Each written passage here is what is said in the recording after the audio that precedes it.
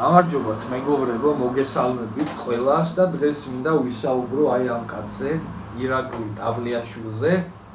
რომელიც 24 წუთიან გადაცემაში ამტკიცებს იმას, რომ მეო ავადო არ ვარო და მერო გიჟს მეძახიანო, ესო სუსის აგორებული თემა არისო, ჯანმრთელი ვარო, არაფერ წამლებს არ ვსვალო, გარდა დიაბეტის წამლების. მეცო არაფერს არ ვიღებო და აი ამ 24 წუთის განმავლობაში ამტკიცებს, რომ თურმე ნორმალური კაცია და პატრიოტია და შიგნაკრავი არ ვარო. მაგრამ ეხლა მე დაგიმტკიცებთ ძალიან მარტივად, რომ კი არანორმალური შიგნაკრავი არსებაა ტაბლიაშვილი და ამ 24 წუთიან მარაზმს მე თქვენ რა თქმა უნდა არ გაყურებინებთ და ვისაც სურვილი გექნებათ თქვენ თვითონ ნახეთ თავიდან ბოლომდე ეს გადაცემა, მაგრამ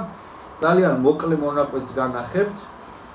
იმ მონაკვეთს განახებთ, სადაც ტაბლიაშვილი საუბრობს რუსეთის დამარცხების და რუსეთის წინააღმდეგ ბრძოლის რეცეპტზე. და ხო, აი ხლა მეგეთქვით, რომ მე ავადა ვარ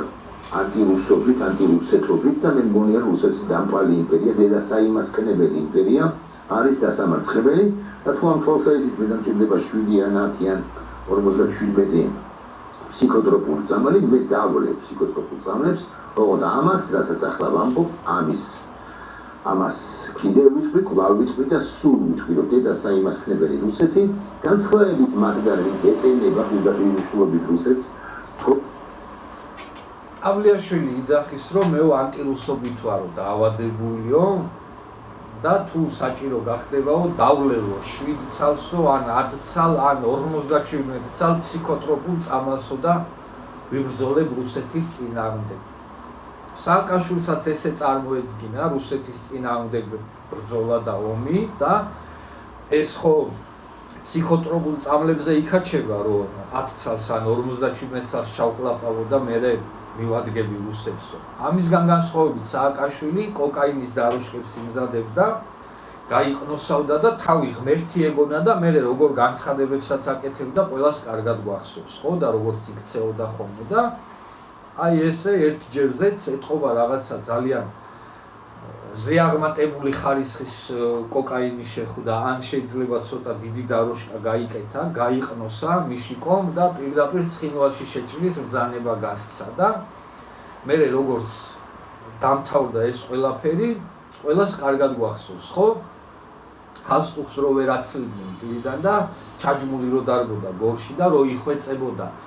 თემსოფლიოს რო ეხვეწებოდა, ჩამოდით გადამარჩინეთო, რომ პუტინმა ყვერებით არ ჩამომაკონციალოსო. აი ასე წარმოედგინა მიშასაც რუსეთის წინააღმდეგ ომი და ბრძოლა და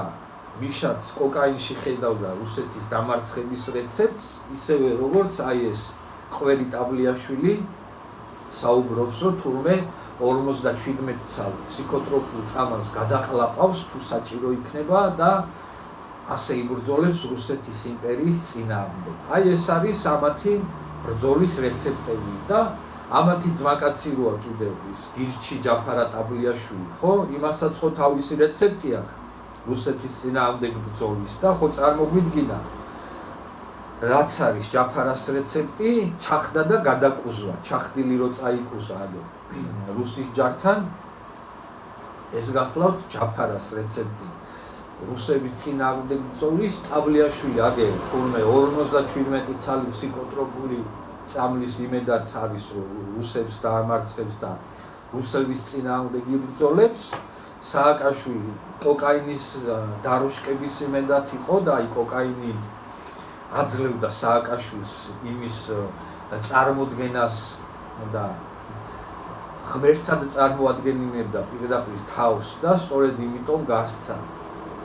ცხინვალში შეჭრის ბრძანება სხვა რაღაცეებთან ერთად.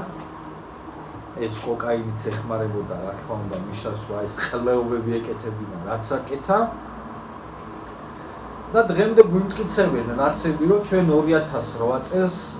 ომი მოვიგეთ, რუსებს კუდი თქვა ვასრულინეთ და დედა მოუტყანითო. ეს ნაცები ამას გვიმტკიცებენ დღემდე და ამას ლაპარაკობენ, მაგრამ ფაქტი სხვა რამეს მიანიშნებს, აგერ დედაქალაქიდან 40 კილომეტრში მოიყვანა რუსის ჯარი და დააყენა მიშიკო სააკაშვილმა და ეხლა აი ეს ხვერი 57 ცალი ფსიქოტროპულის წამლის იმედად ყოფილა, რომ თურმე რუსებს დაამარცხებს. მესმის, რომ ანტირუსია და ძულს რუსები და რაღაცა რუსეთის დამპალი იმპერიის წინააღმდეგ მებრძოლია აი ეს ხვერი, მაგრამ ეს საერთოდ არ არის საერთოდ არ ნიშნავს ეს იმას, რომ აი ამ შენ რაღაცა სიძულვილს და ამ შენ ემოციებს და ამ შენ გრძნობებს ადგედა მთელი ქვეყანა გადააყოლო და დაღუპო და დაანგრიო ეს ქვეყანა. ღმერთმა დაგვიფაროს, რომ აი ესეთი ხურუშიანები ოდესმე ამ ქვეყანაში რამეს წარმოადგენდნენ, ან ელიტებს წარმოადგენდნენ და ან ხელისუფლებაში რომ ოდესმე სააკაშვილი და აი ესეთი ნაბოზრები მობრუნდნენ და რამე ამინდის შექმნა რო შეეძლოთ ამ ქვეყანაში წინააღმდეგ შემთხვევაში ამ ქვეყანას საბოლოოდ დაღუპავენ და დედას უყირებენ. მე რო ეხლა ამას ვლაპარაკობ, აი ტავლიაშვილი ამავე გადაცემაში იძახის, რომ თურმე მე რუსებს ვეტენեմ. მე რო ვიძახი, რომ ჩვენ რუსების წინააღმდეგ ბრძოლის იარაღი არანაირი არ გაგვაჩნია და შანსი გვაქვს ნული, რომ რამე საქართველოსთვის სასიკეთო შედეგი შეიძლება დავაყენოთ იმ შემთხვევაში, თუ ჩვენ რუსებს ვეომებით და რუსების წინააღმდეგ ვიბრძოლებთ, ამას რო ვლაპარაკობ, აი ამის თანანაბოზრები მე მეძახიან პუტინის პროპაგანდისტს, რუსებზე ტრაპის მიცემს, ჭმორს, მონას,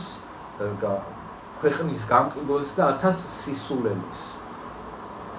მაგრამ მიუხედავად ამისა, რა თქმა უნდა, მე ჩემ აზრზე ვჩები და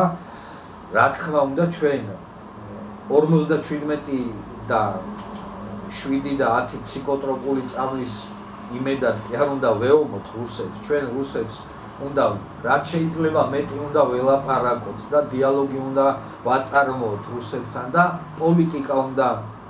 ვაკეთოთ ჩვენ და აი ამის თანაყერების ემოციებს კი არ უნდა აუყვეთ და გამოვარდეთ აი რუსების დედა მოთხან და ტერია და პუტინ ხულილო. აი ამ რაღაცა სისულელებმა ამ ქვეყნისთვის არანაირი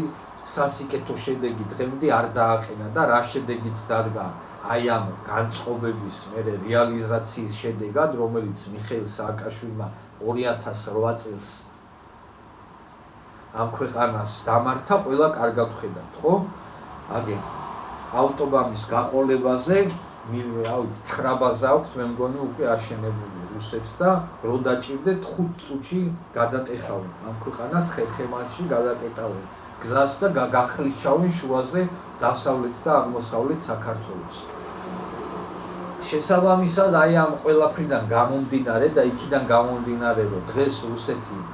საკმაოდ ძლიერად არის წარმოდგენილი და მთელი ევროპა და რა ვიცი უკრაინა და მთელი მსოფლიო 4 წელია ებრძვის და ამარცხებს რუსეთს აი ამ